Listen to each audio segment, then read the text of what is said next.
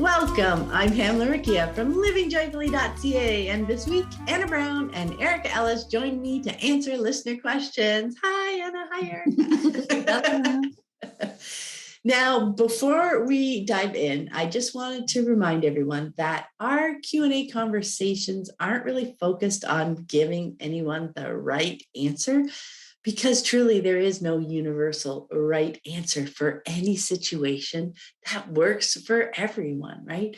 So instead, our focus is on considering the situation from different perspectives of the different people involved, the information we get through the question, playing with the kinds of questions that we might ask ourselves to better understand all the different nuances of the challenge. Because so often we can kind of get stuck in tunnel vision when, an issue's coming up and we're worried about it. So it can help to just look at it from different sides, and maybe we'll be brainstorming some possibilities for moving forward, just some questions that you can ask yourself. Basically, we are sharing some food for thought through the lens of unschooling. So Anna, do you want to get us started? Sure thing. So the first question is from Ella. My question is a variation on many that have come before. I have a 6-year-old, a 2-year-old, and a 1-year-old. We have recently taken our 6-year-old out of school. I'm going through some big bumps personally while deschooling. My partner is supportive, but not yet on his personal journey of deschooling. I hear many people in unschooling community speak to children having free time to follow interest and curiosities and how valuable it is. My daughter is incredibly creative and with carved out free time generally will fall into play. But I have been trying to be quite generous with the yeses, and this includes watching TV, which means there's not much free time to be playing or following up curiosities because she's choosing TV for many hours a day. My partner does not feel comfortable with this, and I have been doing a lot of internal work to be all right with it, but still have fears that pop up. It's hard to find a balance that works for everyone. When people in the unschooling community refer to free time for children, it makes me wonder, how does that come about? If children are free to choose TV whenever they want to, or does it include the time that they are watching TV? We also noticed that since TV has been on more, our 2-year-old is now wanting it to watch it more. Do people say no or put boundaries around how much TV is watched? What do we do about different parent feelings? How do we develop a culture in our family where children feel free to do what they want, but that time for other things that are important to them is also happening? Many questions wrapped up in here. It's hard to articulate in the written word. So definitely a well talked about subject. And I also want to acknowledge that the author is very early on in her journey, and the saying yes more and unschooling in general is still super new. So definitely in that deschooling phase for everyone. So kind of important to keep that in mind. But I was really interested about the free time aspect of the question. I found that really interesting because to me, free time is time spent doing whatever I want to do. In our unschooling home, we each decided how we wanted to spend our time. Sometimes that might be TV, video games. Other times it was board games, reading, outside, swimming, hanging with friends, whatever might be, faced with our day. Because I don't really think we can call it free time if there's expectations about how the time is used. And for me, what I know is that I don't want to stand in judgment about how somebody's using their time. And we have talked at length about all of the learning and growth and sparks and opportunities that can happen with technology. And, we can put some of those resources in the show notes. I find that kids want to be with parents, they want to play, they want to be involved with us. So if I saw that maybe there was more TV watching going on than normal, I would look at myself, what am I doing? What's going on in our lives, in our home? Is there a new baby? Are there things happening? How am I spending my time? Am I engaging with them? Am I using the time that they're watching to kind of disconnect and go do other things? Am I offering fun stuff that we can do together, not offering other options for them, but offering options for us? Because, when we're offering suggestions to them, like, why don't you go play outside? What we're really telling them is that what they're doing isn't a good choice in our eyes, and that they should be doing this thing that we think is better and do it away from us, even when we say things like that, like, hey, go outside. When we offer suggestions for us with them, or better yet, that's just saying, hey, I want to be with you, what they hear is that they're important and that we want to spend time with them. And so if the response to a question like that is, hey, watch this show with me, then I want to watch the show because it's the connection that's important to me. And in that connection, I can see through their eyes, what are they getting out of the show? What do they love about it? What interests are being sparked? And it gives me information about things I can bring in to expand our world and to make it bigger. Because again, my experience is that kids wanted to play with me. My kids wanted to play with me. They didn't want me to direct them. They wanted me to be a part of their world. And so I was just over at a friend's house last week, and she has a 4 and 6-year-old, and we played hard for several hours because having adults that are truly interested in what they are doing is so fun for kids. And I'm so glad of all the times that I chose to do that because, wow, those days can seem long, but they are over in a blink of an eye. So it was super fun to get to have that little kid time last week. And then just quickly about the partner piece, I think it's still about conversations and connections. Instead of standing back in judgment about how the kids are spending their time, be with them, connect with them, see what they like, delight in their delight. That's the easiest way to move through fear about something we don't understand. And we can help our partners do that. We can set the stage for that. Deschooling is so often about, I think, letting go of our vision of the family or children we think we're supposed to have, which is most often based on incomplete ideas from books, movies, outside parties, and instead settle into and love the family and children that we have. Because when we truly love and accept each other, that's where we can grow and expand together. And it's just such a beautiful process, but we have to get out of our heads into those moments of connection for that to happen. So beautiful. Erika started something bubble up. Okay. Yeah. What bubbled up for me first, hi Ella, and thanks for your question, was the same thing. The free time idea definitely stood out to me first. And I was just thinking it's such a big paradigm shift to make. But in this life where we're seeing everything as a choice, all of our time is really free. All of my children's time is free. And so any one of us could choose to watch TV during our time, and we can choose among an infinite number of other activities too. But definitely watching TV counts as a choice that we can make with our time.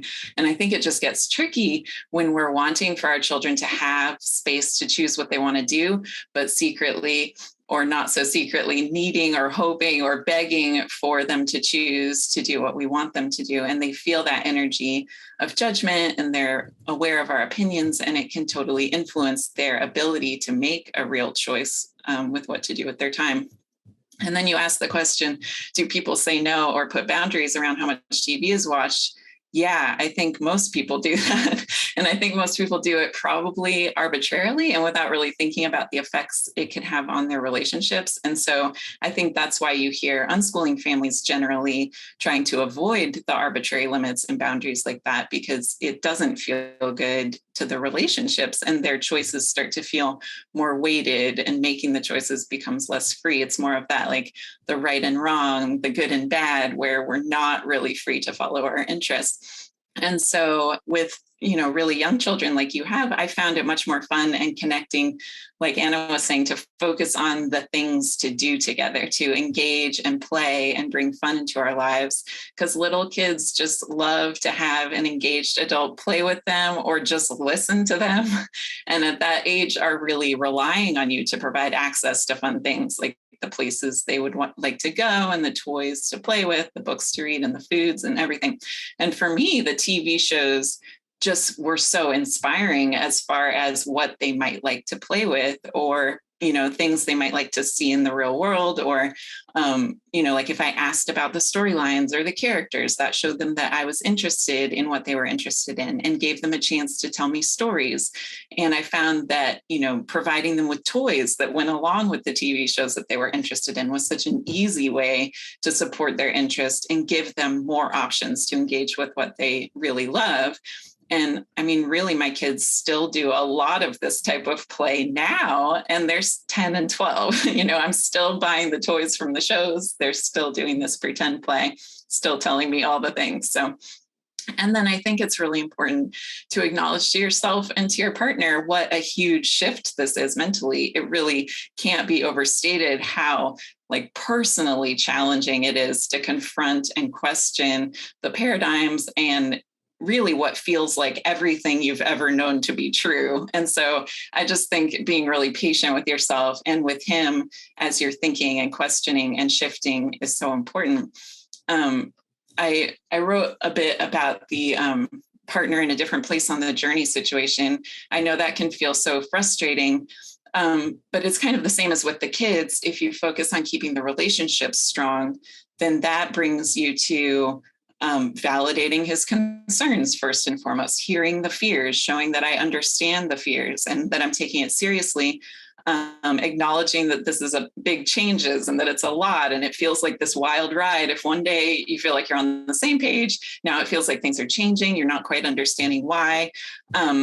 So sharing an unschooling feeling with him rather than trying to explain it intellectually worked a lot better. Making life more fun for him. What are the things he likes to do with the kids?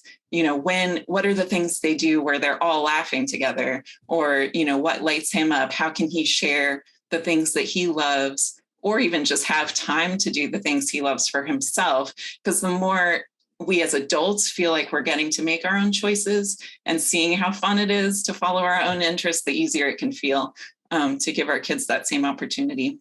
And I think, the more connected everyone starts to feel in the family, the easier it is to give each other space. And can I just say, also, I love that you said so many questions wrapped up in here. I was just like, yes, there always are. It's such a truth about unschooling and deschooling and, digging into the layers, we see how everything's connected. And once we start questioning one thing, we question all the things, and it's overwhelming, but it's fun and an adventure. So I'm excited for you.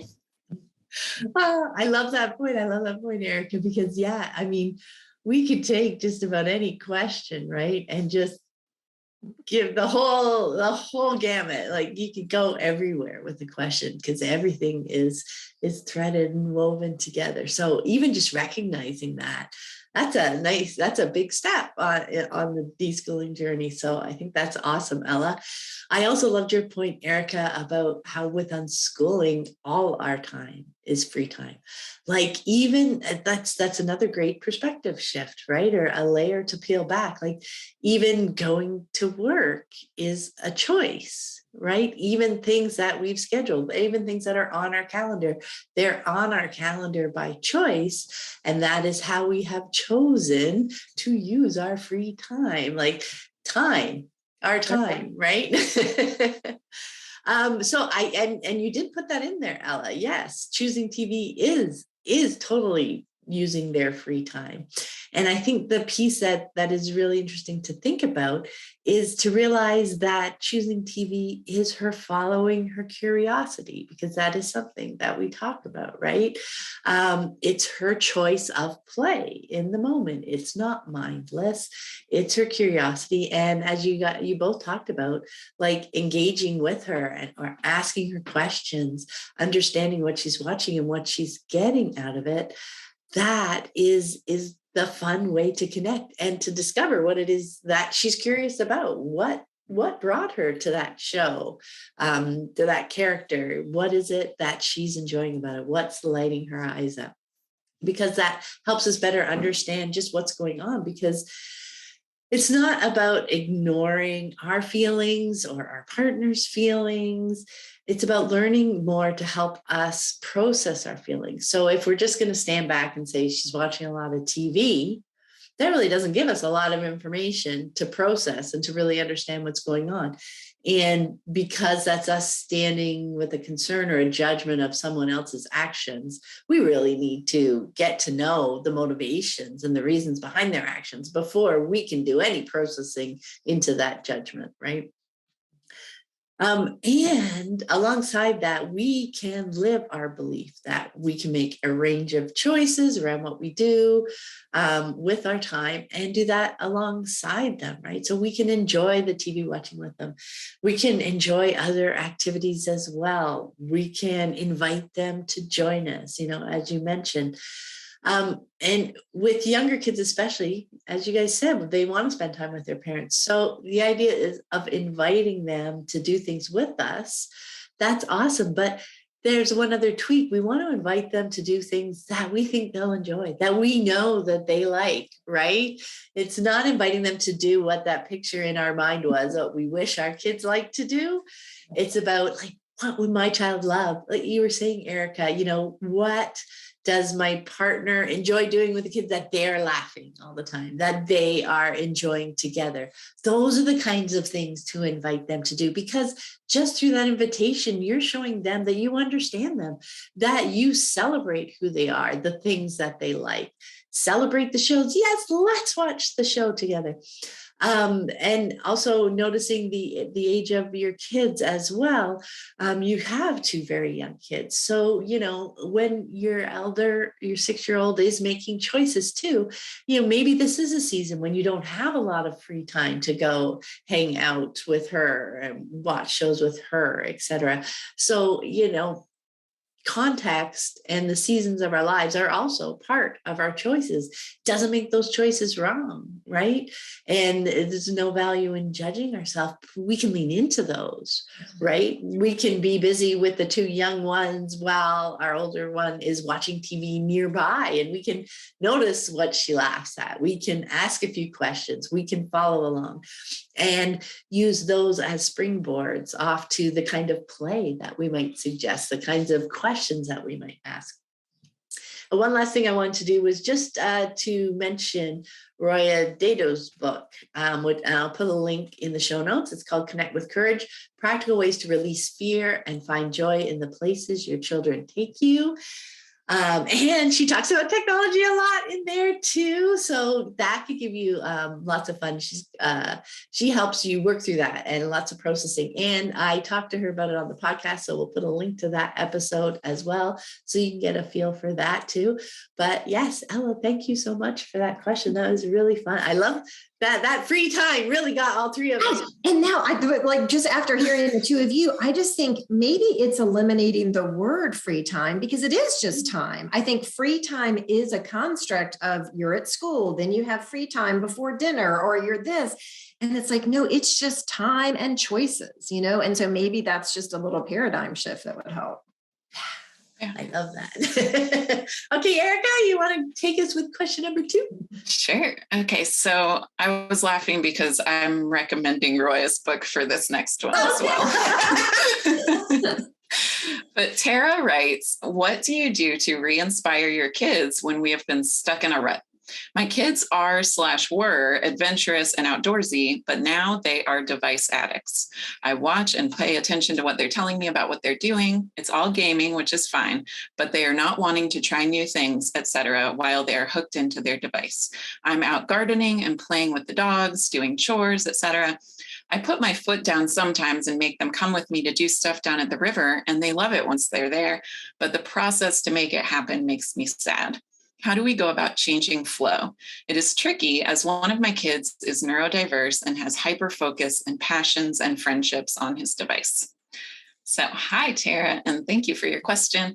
And I just thought it was so cool how connected your question was to the first one that we just talked about. It's so interesting to me how similar concerns pop up for so many people. And I think that really shows where societal messaging is influencing us and causing us to have these particular fears.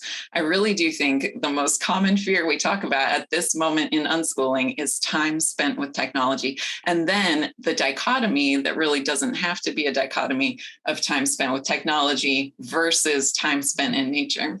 So as I was reading your question, so much came up for me. I think the first thing is the piece about judgment and the energy about the technology and their activities on their devices. Like with Ella's question about the children making choices, the energy you have when you're thinking about device addicts and how they're hooked into their device, the energy is palpable, really, even if you're not saying anything, the kids feel it. And so most kids will hold on even tighter to these things that are bringing them so much joy. And many kids, mine included, will resist activities that they're being pressured to do, or that someone is telling them is good for them or better than what they've chosen to do. It just doesn't feel good. So I'm guessing that that's what you're describing when you say that the process to make going to the river happen makes you sad. It feels bad to fight with these people we love so much. But thankfully, there really are all kinds of alternatives to the power struggle and the forcing. And the fun part and the challenging part that has proven to be so valuable through the years for me is to really dive in and wholeheartedly embrace the activities that they're choosing for themselves. I want to feel so much more excited than it's fine. Maybe it's playing the games with them, or it could just be learning about the stories and the characters and what they love so much about it. And I think if you've never had the experience of being completely absorbed in a video game and getting lost in the flow of it and just immersed in the fun and the challenge of it, I think it would be hard to imagine that that's even possible, because it just looks like it's just something on a screen.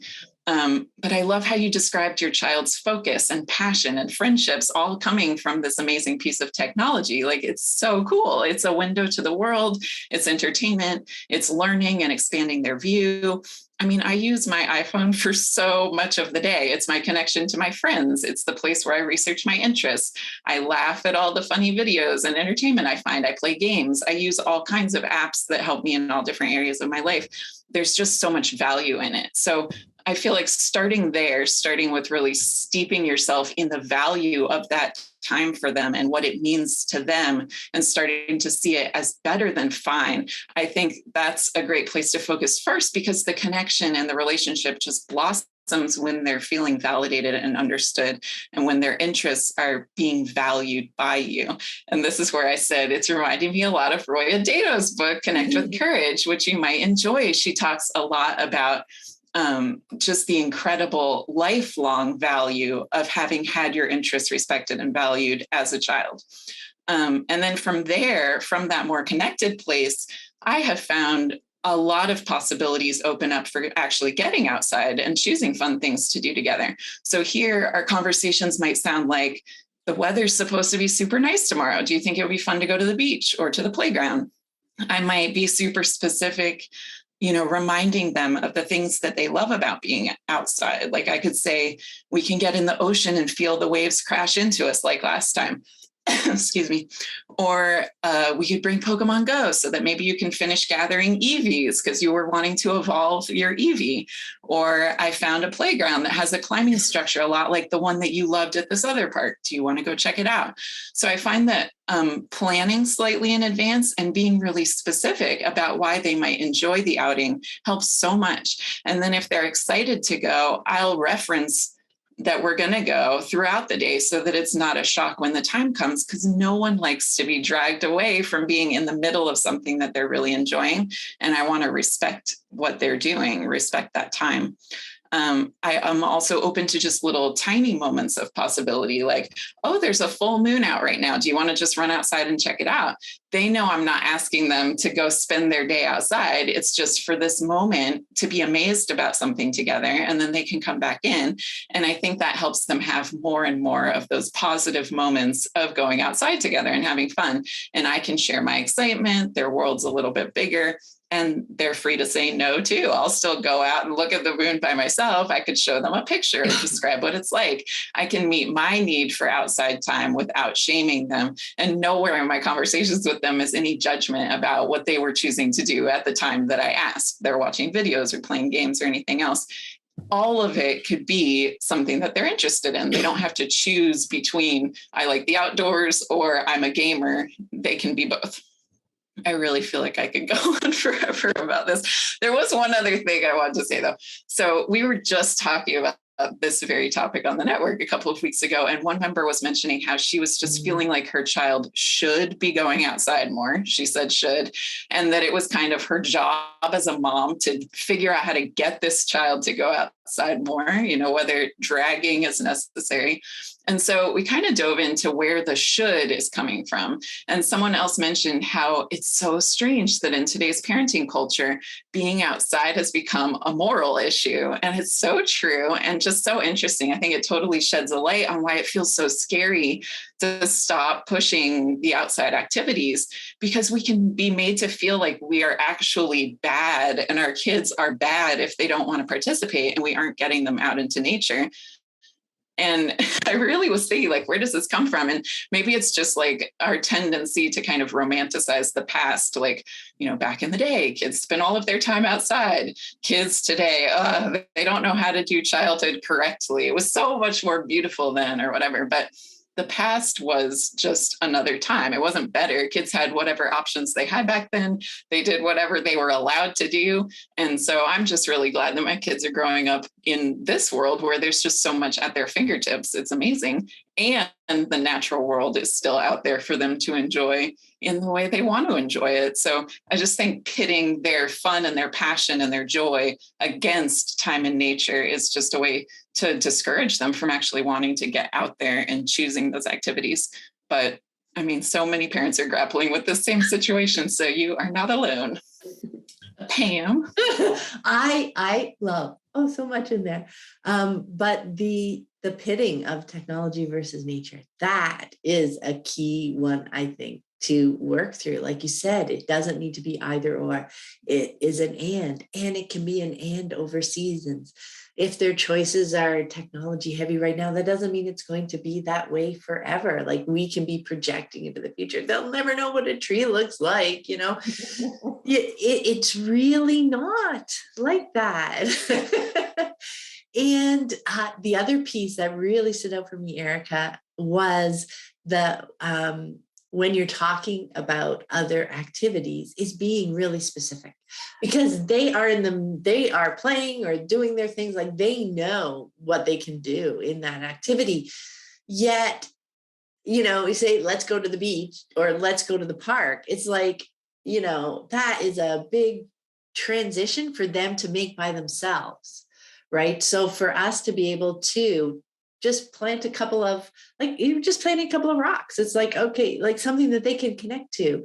We can go out in the water and body surf the waves, or we can go searching in the tide pool over there and look for crabs, or, whatever it is that we know they enjoy. Like, back to the first question, not stuff we wish they like to do. Let's go hug trees, or, like, none of that being negative at all, but we can do the stuff that we love about it.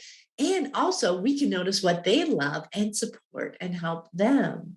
Right. So it doesn't need to be an either or at all. So I love that. I took a little bit of a different tack because I really wanted to dig into that stuck in a rut thing. That's what I found really interesting, Tara. And I wonder if you've chatted a bit with the kids about how they're feeling. You can be chatting with them. What do they think about the times when they are feeling resistant to doing something, and in the end, they do enjoy it? That is a cool conversation to have with them. Just being curious, not judgmental at all about it.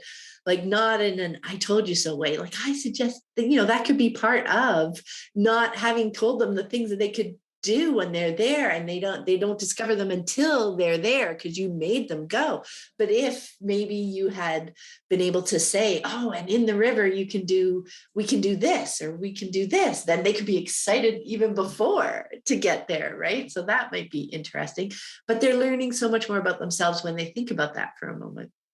And they may have some ideas of what they'd like you to do next time. Like, next time, Mom, can you remind me about how, just see, because that helps them learn more about themselves and how they would like to move through their days. And I would just love to know, do they feel like they're stuck in a rut? Right? That would be a very cool conversation to have, because it can definitely be helpful to discover whether this is more about you feeling stuck right now, or if everyone's feeling stuck, because neither one of those is right or wrong, but they each have different paths forward, right? So maybe they really are enjoying what they're up to right now so much that they just aren't interested in trying new things. Their cup is full. They're excited. They've got those friendships and passions and focus, and they are just loving this season. Doesn't mean they'll feel like that forever, but maybe for now, they're just good. They are happy. So if it's mostly you feeling stuck, you can dig into that. Would you like to bring in a new interest or two for yourself to explore? Do you maybe want to change up your typical routine a little bit? Then you can say, they're good and I'll stay connected with them and dive in and learn lots about what they're doing. And yes, Roya's book will be awesome for that, to help you dig into that. But now you can focus on yourself a little bit. What is it that I would like to do? It looks like I have a little bit more time. Do I want to lean more into the gardening? Do I want to make more trips to the river? Do I want to bring in something completely new? Do I want to start playing a game? Like literally I've gotten to a point where I've started playing more video games. Like I played when the kids were younger, but things like Animal Crossing and stuff where, I could dip in and out without much of a time constraint. But now I'm playing through full RPG games. And oh my gosh, I'm like excited to get back to it. It's like, okay, when do I have a little bit more free time to go? When can I do my next battle? I spent, Joseph was helping me last night for like 20 minutes doing some stuff. Anyway, it's fun. Maybe that's something that you'd like to explore. And also you can share what you're up to with them, like in passing. You can say, I'm feeling a little stuck in a rut. I feel like I want to change things up. And they will just see you noticing that you're feeling uncomfortable and that you're trying some things to move through it. And that's just a great example for them. It's like, to notice like when they're feeling uncomfortable, oh, that's an interesting question to ask myself. Maybe not right now, but maybe 3 months from now, a year from now, whatever. They see another human being who notices when they're uncomfortable about something for themselves and they do something about it. It doesn't mean that the next thing that you choose is going to satisfy you and off you go, but it's just trying little things. Oh, I'm going to try this out and see what happens. Try this out. And as we talked about in the last question, if you're feeling uncomfortable about the tech use itself, just lean into that. Learn more about what they're doing, why they're loving it so much. Because for me, when I'm uncomfortable, and it doesn't have to be tech, when I'm uncomfortable with something that my kids chose, leaning into it was so helpful because so often we're the one that's missing a piece of the puzzle, not them. Like we think, they're missing the piece of the puzzle that nature's really fun, that other things are really fun.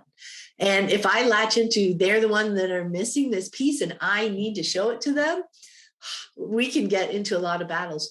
But so often when I like, what the heck, why are they so interested in whatever it is? And I lean in to learn more.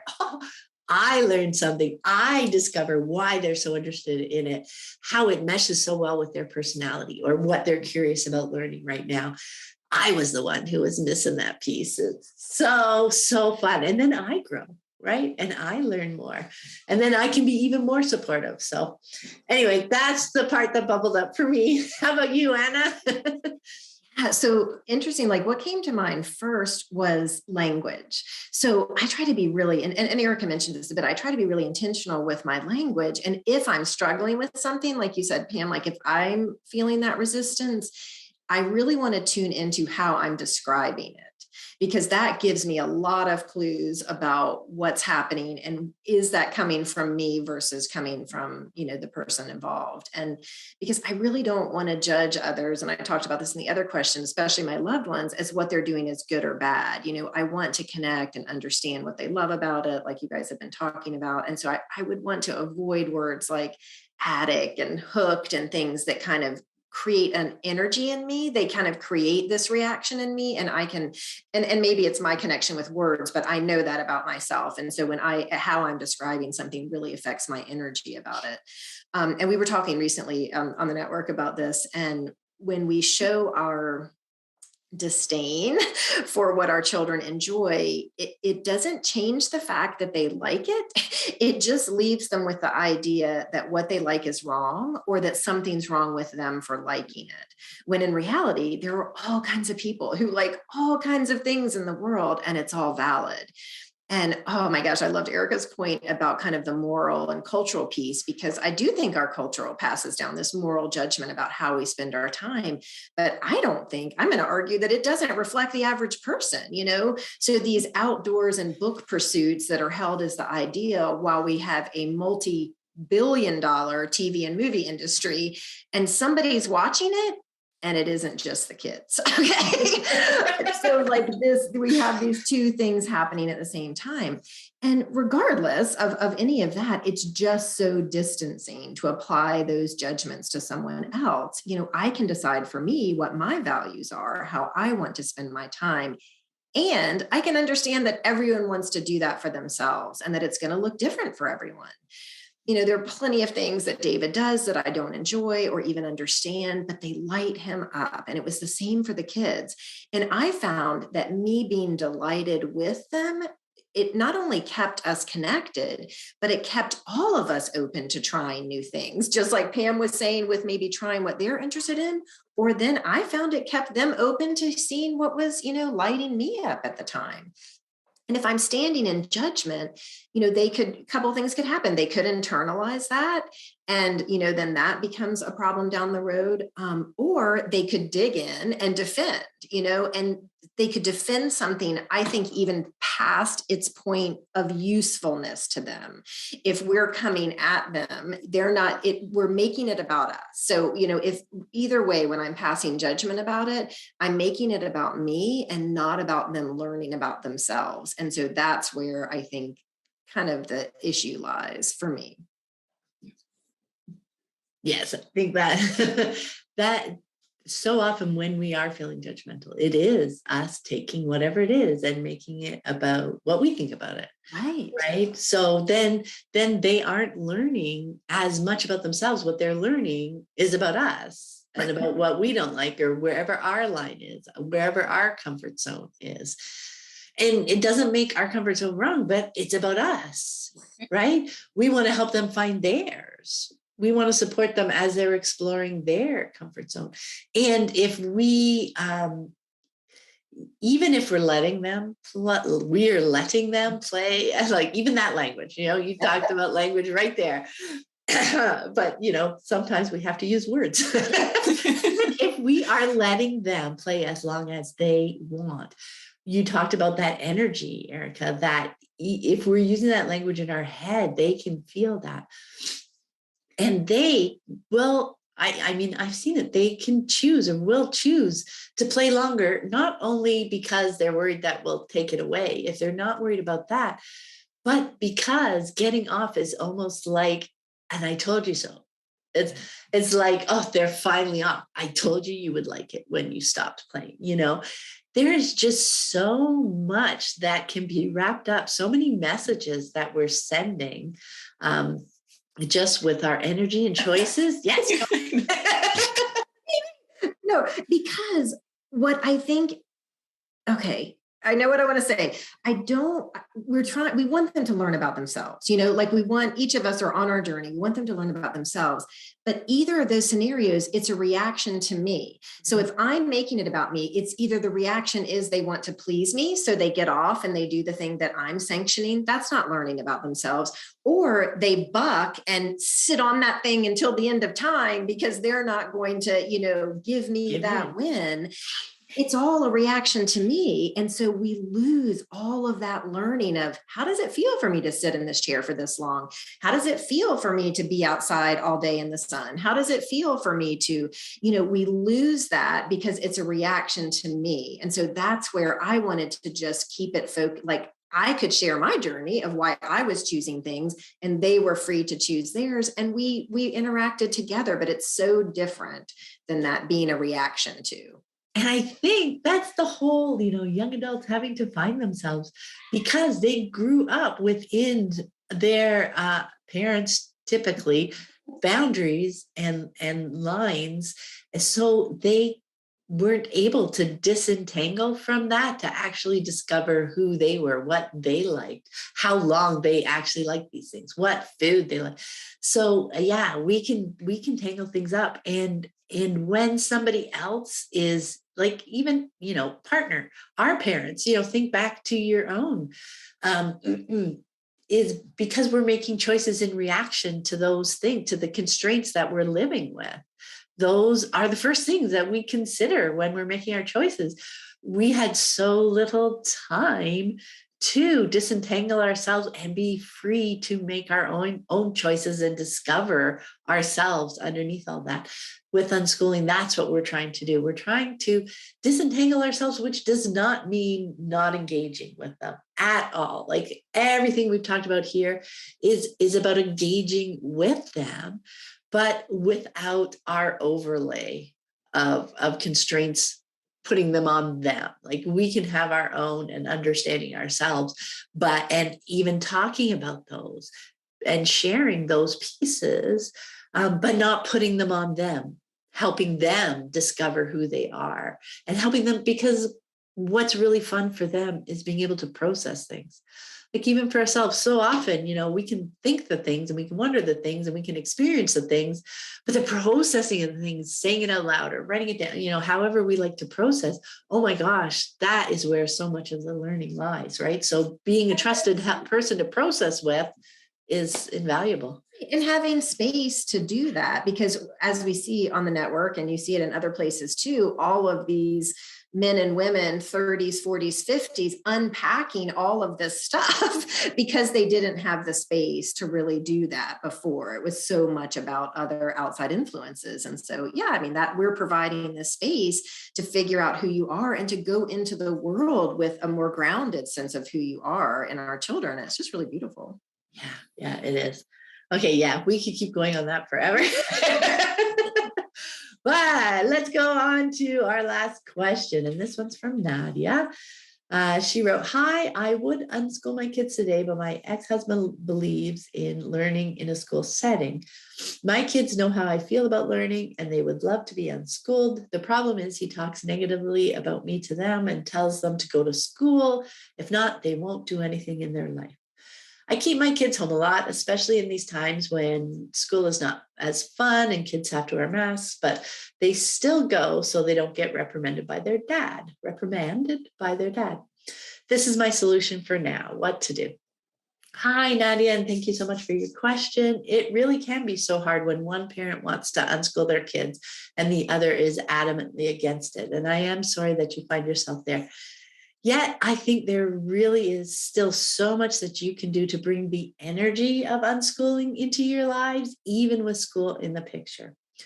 So much of the energy of unschooling is around the kind of parent we choose to be. Like, there really was no school context in the last two questions that we've talked about, right? The kind of parent that we want to be really has nothing to do with school. So even if school is in the picture, we don't need to relinquish control over our family's lives to the education system as if it's the only way to learn or give it the final say on what our kids are learning. The world really is bigger than school. We don't need to value test marks or grades at all because we get to see the bigger picture of our kids, including their interests and the learning that they're doing outside of school.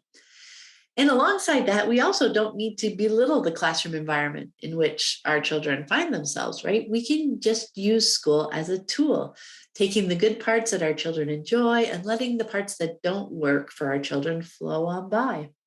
We don't need to mold our children to fit in at school at all, right? We can continue to follow and support our children's intrinsic motivation. So even if school is in the picture, we can spend the many hours outside of the classroom focused on helping our kids explore themselves and their world through making choices and following their interests, rather than insisting, oh, you got to study for this test, you got to choose these activities that are chosen strategically, right, for future school success. You don't need to bring that whole ethos home, but you also don't need to diss it, right? There may well be things that your kids enjoy there. You can celebrate those things, and the things they don't enjoy, you can maybe commiserate them. You don't need to focus on test marks at all because you live with them. You know how they're doing. You can see all the different things that they're doing at home, which they may not even take with them to school, right? I remember when my kids were in school, there were conversations where when I was talking with the teachers and saying what they did at school, and the teachers were just like shocked what they did at home. And they're like, oh, because they don't see that part of the kid either, right? You can see the whole child, and you can support that, and you can still follow their interests, value that highly. There are just so many ways that you can, I like to call it the energy of unschooling into your home without literally unschooling. School can still be in the picture, but it doesn't need to take over. Right. And I did talk a lot about this in episode 305. So I will link to that in the show notes as well. Anna? Yeah. So relationships are tricky, and co-parenting with an ex for sure can be, even more challenging. But I think having the conversations with your kids, just like she's doing, and about learning, showing them all the different paths is so helpful, because right now they may be choosing school, but they know there's other options. So one day they may be able to articulate to you or their dad that they want to try a different path, and it'll be coming from them. I do think that assuming positive intent comes into play here too, and can really open some doors, because in this case, the dad is most likely acting out of love. He wants what he feels is best for his kids. So if we're coming at somebody, they're going to defend. But if we listen and keep an open mind, then sometimes they can hear, oh, okay, there's a different way. And I've actually been on the kind of the periphery of a few situations like this. And what I saw was that any kind of major shifts that came from the kids. It was just too fraught with baggage for the parents, either one to be pushing a direction, but when the focus was the kids and creating the best environment for them, that was something that the parents had in common. It opened up to all these different possibilities. So it took away that kind of, struggling dyad, and it's like, hey, let's focus on the kids and let things bubble up from the kids. But just like Pam said, I was just going to say, you don't have to unschool to be connected and to facilitate your children. When kids are in school, we do not have to buy in to their sense of urgency and to their worldview. We can absolutely use it as a tool, help your kids get what they want out of it. We can lessen any kind of potential damage by having open conversations and really hearing about their experiences and commiserating, and even pushing back against the school when necessary, serving in that role to help them have the best experience possible. And, it is a lot of work. And I didn't have to deal with schools in that way, but I just truly believe that focusing on the connection, we can navigate any situation. And so I think that's where, my mind came with this question. Erika? I feel like I'm going to say the same things again, but I'll say them in my voice. So hi, Nadia. And I'm feeling for you, because it sounds like such a hard situation, and I'm sensing how stuck you're feeling. And, I think parenting and unschooling are challenging, even with two parents being on the same page. And when that's not the case, it's just more layers to work through. And although I haven't faced the same situation, I have found it so helpful in challenging times to consider what it is I actually have control over and what actions I can actually take given the conditions. So while you might not have full control over the choice to have them in school or not, you do have control over the energy that you're bringing to them, the relationships that you're having with them, the environment that you have at home for them. And those are not small things. Being understood and validated by you and having that strong connection with you will be so valuable, regardless of what type of schooling they end up attending. And I also think that in hard times and times of lots of disagreement, or when things just feel so hard, validation, again, is such a useful tool for everyone in the whole situation. So validating yourself that this is hard and that it is reasonable to feel overwhelmed and, sad and all the feelings. Validating the kids if they're frustrated about having to go to school. And if you have lines of communication open, which I'm not sure you do with your ex-husband, validating his concerns and fears is a step towards understanding each other. People are more able to lower the defenses if they feel seen and heard. And so if you are able to talk things like, I can see, or I know that it's really important to you that the kids attend school because you want them to be able to be successful. And that feels like if they're not in school, that won't happen. Like that is something that it's a conversation that lowers the intensity. It lowers the heat. He can feel like, yes, that she's understanding what I'm thinking. And over time, it creates just a little space for potentially considering other ideas. The thing that you have in common, like Anna was saying, is that you both want your kids to have a good life. And so if you meet at that level and you're able to have a discussion, it's nice to start there at that common ground of we are looking for what's best for the kids. And I can imagine all kinds of situations that could happen down the road with the kids that could help him make the shift to start considering unschooling, those light bulb moments that happen where you can just see so clearly that school is not working out. But depending on his personality and everything else, it could just never change. So then it's a matter of making choices that feel right, given those constraints. And I mean, in most cases, school attendance is seen as very important for children in custody battles and things like that. So I think, those situations are just about carefully considering what issues to push for as far as children's welfare and where to kind of, go gently to keep things peaceful. And I do believe, like both Pam and Anna said, that you can really do so much to minimize a lot of the potential negative effects of that, could happen going to school just by being a validating presence in their lives and focusing on your relationships and the connection and the fun that you can all have together. But yeah, I'm wishing you strength and grace in navigating it, because it really is just a super challenging situation. And it also made me think, like, what seems to tie all of the questions together is like kind of a fundamental belief that children are not capable of making their own decisions. And so that's probably where the dad's fear is coming from. It's where a lot of parent fears come from. And just what a paradigm shift it is to be like, these are actual full humans who are capable of making decisions, and that it's not, like that paradigm shift is not an easy thing to shift in our minds, because, when we were children, we were not trusted to make our own decisions. And so, I don't know, it takes a lot of work. Yeah, I love that. Kids are capable month. We can post that on the show notes. Yeah, no, I think that was a beautiful thread that you found there, Erika, because that is one of the big fundamental shifts, isn't it? And I think maybe, when you're newer to unschooling, you take a little bit of that trust from the experienced unschoolers around who are talking and, encouraging you that kids are capable, and, to stay connected and to learn more about them, because that's where you see all those little decisions and choices that they make. That makes so much sense. Like, if you're standing back a little bit away and you don't really know, like, it feels like they're making a choice just to frustrate me. Like, why are they know I don't like that? Why are they doing that? They just want me to get, frustrated or upset or whatever. It can feel like that. And it can logically feel like that.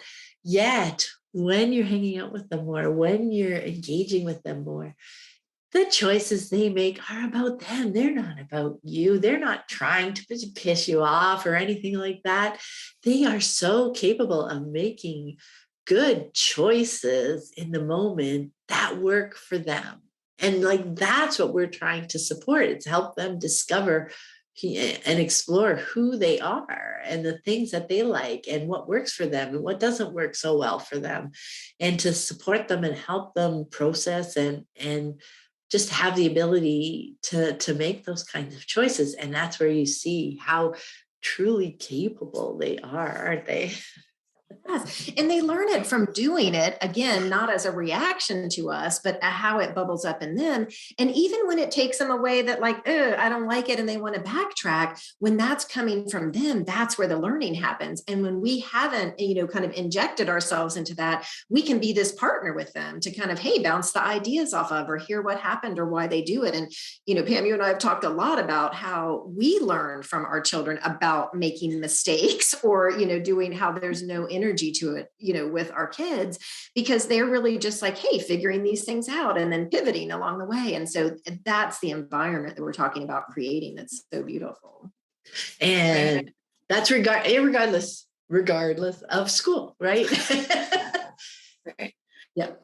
Right. I was like I feel like part of our what we're going for, our goal as parents in an unschooling environment is to create an environment in which we aren't adding a judgment or a pressure layer, like you were saying earlier, where they would be playing video games way past the point of comfort because they feel like they have to in order to prove that they're going to do it. Or, like it feels like as soon as they quit, it's a defeat. Like if we can avoid creating that energy, then they actually can make real decisions. And I think that's challenging work coming from a mainstream paradigm, but it's so valuable and so cool to see when they actually have the free choice. Yeah, have that agency. Love it. That's beautiful. Well, thank you so much to you both for taking the time to go through these questions with me. It was so much fun. It's fun. All right. Have a wonderful day. And send those questions in too. We'll put the link to that in the show notes as well so that we have some questions for next month. Have a great day. Bye. Bye.